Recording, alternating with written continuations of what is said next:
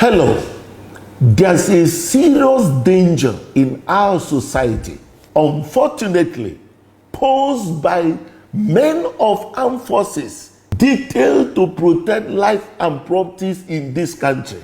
Alert anyone you know with any form of security details to get this message, because we are in a very horrible season. 3 days ago, I beheld a horrible experience as one of them, which you know, happening in the recent time, where three policemen escorting a principal happened to be shot dead, and 3 of them shot on the head. 3 of them shot on the head, all with AK-47. Something is wrong, and that thing that is wrong, I want to bring to the attention of the men of armed forces, attention to whosoever that associate or have any security detail in a time like this. It's an unfortunate thing that if we get to analyze such horrible incidences in the recent time, you will be left with a question: does it mean that the quality of training given to our men of armed forces in this recent time is also being devalued as our currency? What could have been responsible that policemen and men of armed forces, the army, will be shot and not even a single evidence or retaliation? Friend, I want to tell us this: something is eating the concentration, alertness of our men of armed forces, unfortunately being placed to be the ones protecting the society. And so much of the people, they say, no, I have my security detail. Friend, there is a danger.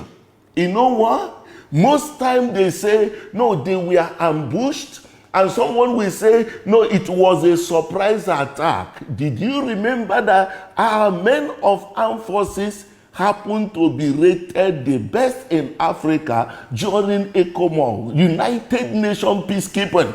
What has gone wrong? That in the recent time, it appears that they can become victims.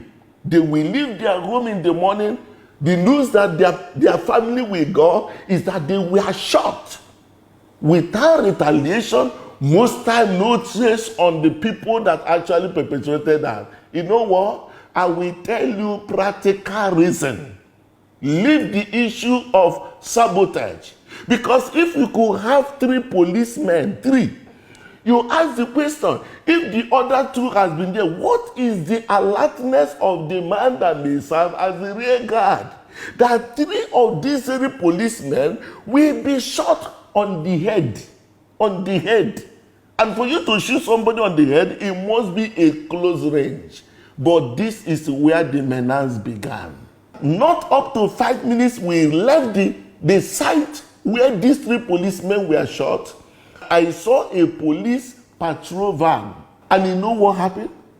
3 of the policemen at the back of this very van with their AK-47, some on their laps and on the chair, and they were busy with their phone.